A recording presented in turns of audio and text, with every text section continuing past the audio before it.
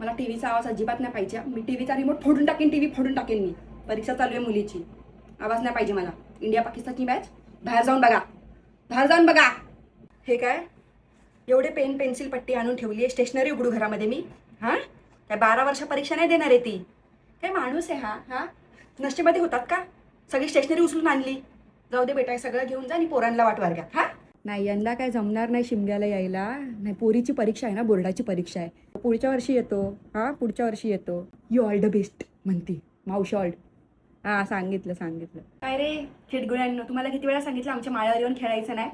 जोपर्यंत माझ्या मुलीची परीक्षा होत नाही कोणी यायचं नाही माळ्यावर. ते तुमच्या माळ्यावर खेळा, जावा.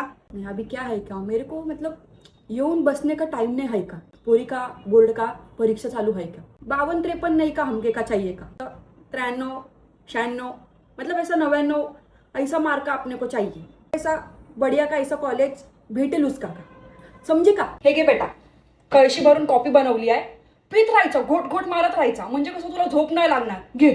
मला बदाम आणायला सांगितलेले मी. हां, तुम्ही दारू ढसून आले. तुम्हाला कळतं आपल्या घरामध्ये काय चालू आहे? परीक्षा चालू आहे, बोर्डाची परीक्षा चालू आहे. अरे बायको तसं. अरे का बसा जरा. अरे बायका मी काय बघते.